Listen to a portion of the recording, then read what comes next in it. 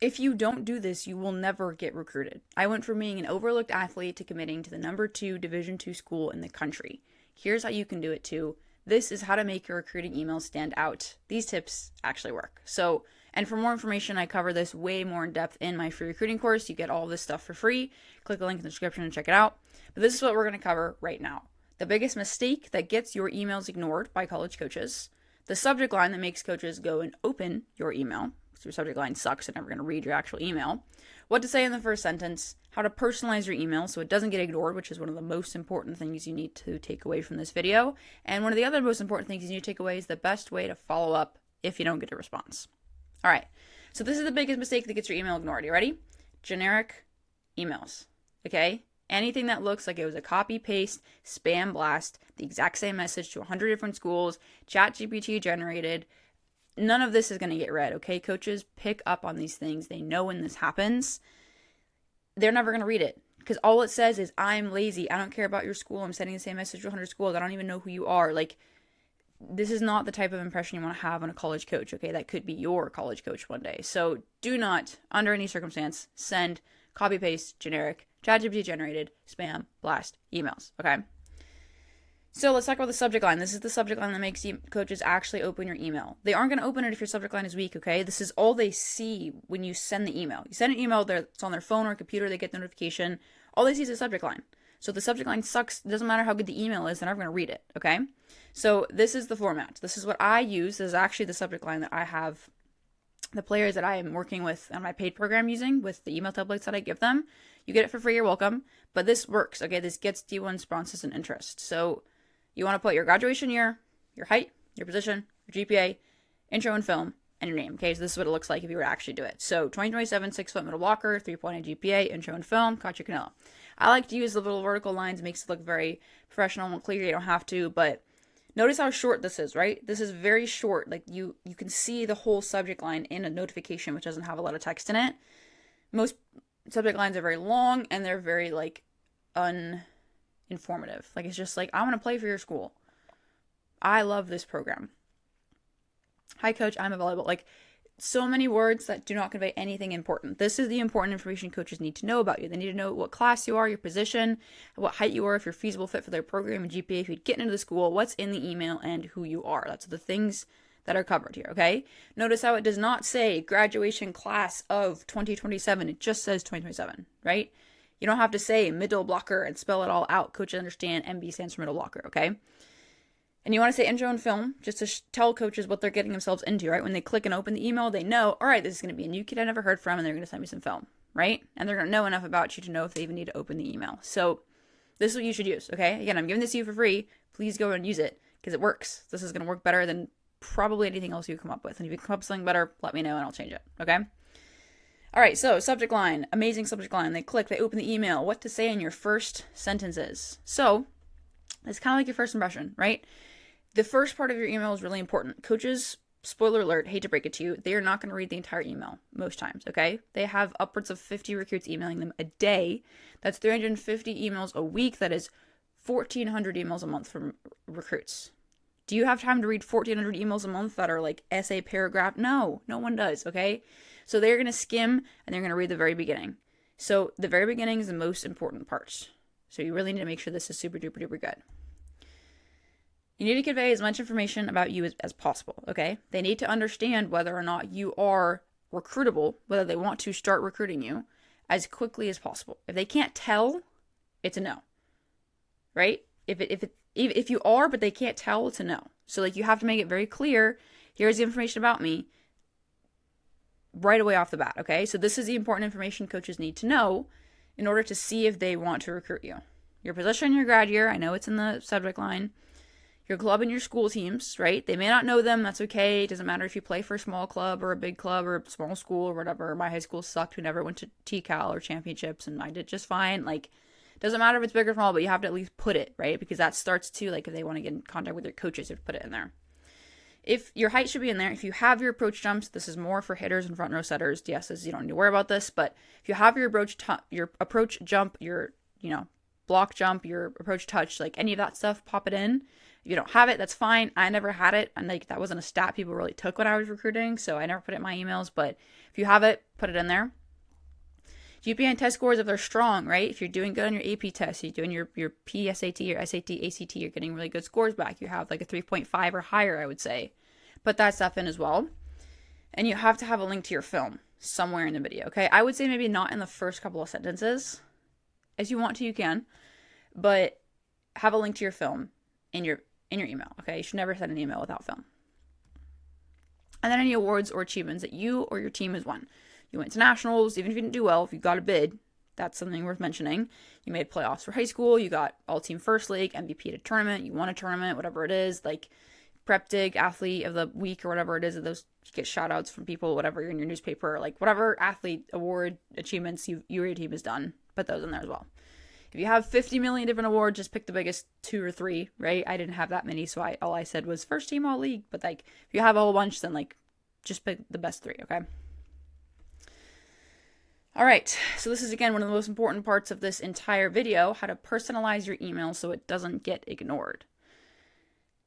Again, generic emails is why coaches do not respond. If they don't think you're actually interested, if they don't see you putting effort into the school in your emails, they're not going to respond, because if you're not putting effort into me, why am I going to put effort into you, right? So use the coach's name. Do not say, dear coach. Say the coach's name, okay? This is the first off the bat. If I see an email that says, dear coach, I immediately know that this email is not for me. It's for 800 different schools that happen to need outsides, right? So say the coach's name, okay? Mention something specific about their program. A recent win, if they're a ranked team or they beat a ranked team, if there's a player that you admire, they got a big transfer, they won their conference, they have a positive win-loss record, they're undefeated at home, whatever it is. Like, say something specific about the program. Show why the school's a good fit. Okay, not just the program, but the school. Say you like the weather. Say they have your major. Say it's a size that you like. Say it's near from home or far from home and you like that. Say it's, in a location that is really advantageous to you in terms of what you want to do for a career. Like something about the school itself that draws you in, not just the volleyball team. Again, all of this is showing the coach that this is an email to them and them only. It's not a spam blast thing, okay? Do not send copy-paste emails. I said it before, I'm saying it again because it's super important. It's easier to send copy-paste emails, okay? Yes, it is. I understand that. It's way easier to just hit copy-paste, send a bunch of times in a row. It's not going to get you anywhere, okay? It's not going to get you recruited. You have to put in the effort and the time to personalize your emails if you want to see a response, okay? So that's why I keep saying it so much. It's very easy to just go and do that, and there's a lot of people that are hearing this right now that are going to ignore me and do it anyways. Do not be one of those people, okay? Don't be that kid. Send personalized emails, put effort and time into your emails. You will get a return on your investment. All right, so that's the email, right? Subject line, what to say, information, how to personalize it. You hit send and you wait, okay? This is what to do after that. So here's how to follow up if you don't get a response. There will be times where you don't get a response. There will be a lot of times where you don't get a response, okay? The biggest mistake that I see with follow-ups with recruits is most recruits don't understand how many times they have to follow up with a coach, okay? It's a lot more than you think. So when I was recruiting, all of the schools that gave me offers did not respond to my first email or my second email. I had to follow up with coaches who ended up giving me offers. They are as interested as a school could possibly be in me, and I still had to follow up with them. The school that I'm playing for now, that I'm currently committed to, again, as interested in me as a school possibly can be, I had to follow up with them 7 times. 7. Okay? So there's no magic number or anything. But just understand it's not going to be like 1, 2, 3, bam, done, move on to the next school. Like the rule of 3 rule is horrible. I don't know who invented that. I've heard that floating around.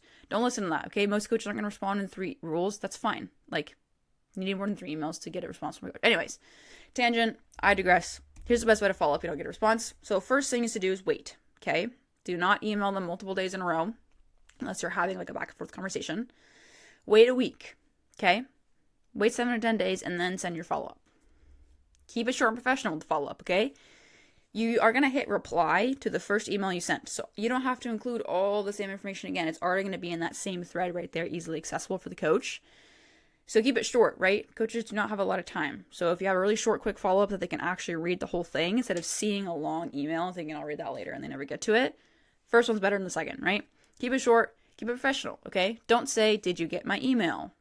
I sent you an email earlier. Why didn't you respond to my email? Like, none of that is really super nice. That's like, doesn't feel good to get an email like that. So just be professional and be short. Coaches are very busy. In terms of what you send in your follow-up, it should be new information. So you shouldn't ever just say, hey, checking in, like, are you still recruiting? Just want to like, give them some new information. You won an award, you have new stats, you have new film, you have an upcoming tournament, you made a different team, you're transferring positions for your high school, like whatever it is, something new, right? Don't just check in. Give them some new information, okay? So depending on what time of the year it is and how you're doing, just the context of your situation is going to determine what you say in your follow-ups, but try and just give them new information every time. Repeat this process of like following up, short and professional, new information, every update you have, okay? So everything I just rattled off is a bunch more as well. Repeat that process for all of those. And again, in my paid coaching program, you have access to 21 different follow-up emails for 21 different new updates that you can give coaches. That is available for all my paid coaching people. But if you're not in that group, think of two things, okay? It's not that hard. Here's a follow-up schedule. So this is when and how often you should follow up with schools, depending on what time of year it is, because the recruiting calendar, you might have heard that term. It's kind of like a cycle. It comes and goes. There's busy seasons and there's slow seasons. So here's how much you should follow up depending on what kind of time of year it is. So in season, this is for college sports, not your high school or club.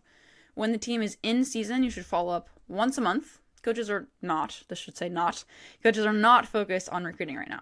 Okay, they're focused on their college team and their season. So follow up once a month. Okay, that's it. In the off season, first 4 emails you send, usually you send your first email ever in the off season. So the first 4 emails should be once a week. After that, twice a month. So every other week. Okay, this is in the off season. You're going to have a lot more updates in the off season. You'll be able to send these emails. You want to really make sure you get your email actually in front of the coach's eyeballs. They actually open and look at it. This is the time to do it down in the off season. So it's going to be a lot more emails because a lot more recruiting happens in the off season. In the summer, except for beach, which I'll talk about in a second, once a month. And that's it, right? Recruiting slows considerably in the summer. Doesn't mean you shouldn't reach out at all to coaches. Doesn't mean you should just go ghost for 3 months straight. But once a month is all you really need. Try and find updates. Again, to send them a new workout split. Maybe you're playing beach for the first time to get some cross training, whatever it is. Do all that. For my beach kiddos, same in-season, off-season rules apply. In the summer, though, a lot more recruiting happens because summer is a really big season for beach, right? It's not club and school. It's more so like, I guess it's club, but like big tournaments happen over the summer for beach. And so beach coaches are going and recruiting over the summer, right? So you can still follow up with them.